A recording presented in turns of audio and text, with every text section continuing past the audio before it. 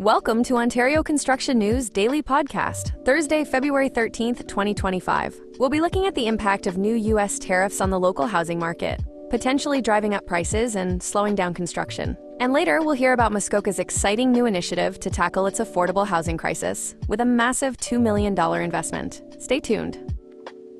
Ontario's housing market is facing a serious setback thanks to new U.S. tariffs on steel and aluminum. A 25% increase is expected to significantly hike construction costs, potentially slowing down building and making homes even pricier. The Ontario Home Builders Association is worried this will worsen the already tough affordability issues in the province. They're calling for the government to avoid retaliatory tariffs on building materials to prevent the situation from getting worse. It's a tough situation, with higher costs impacting both builders and buyers, and everyone's watching to see how things will unfold.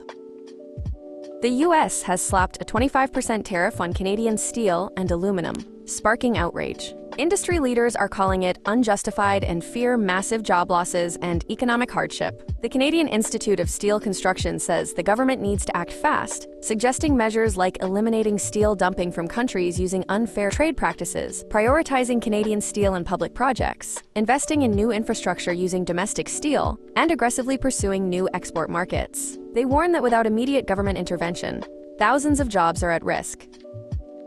Greater Sudbury's got a new home for its event center. They've picked a downtown spot, east of the old arena, keeping things convenient with existing roads and public transit. Plus, it protects historic buildings like the Sudbury Theatre Centre. The plan includes using nearby spaces for big events, and there's potential for hotels and conference centers to pop up nearby. While the soil needs some extra work, it shouldn't massively inflate costs. Parking's still being sorted out, but they're aiming to keep things similar to the current setup. Design's underway, and they're looking at ways to make the building eco-friendly. The community will get a chance to weigh in next year, with council providing more updates later this month. Muskoka's putting a serious dent in its housing shortage. They're investing a whopping $2 million over the next 2 years to boost affordable housing. That's $1 million each year, folks. This money's going towards two main programs. One for developers building new affordable rental units, getting up to $100,000 per unit, and another for homeowners adding things like basement apartments, with grants up to $50,000 per unit. So whether you're a builder or a homeowner looking to add a suite, there's money available to help create more affordable housing options in Muskoka. Check out muskoka.on.ca/mahip for all the details and how to apply.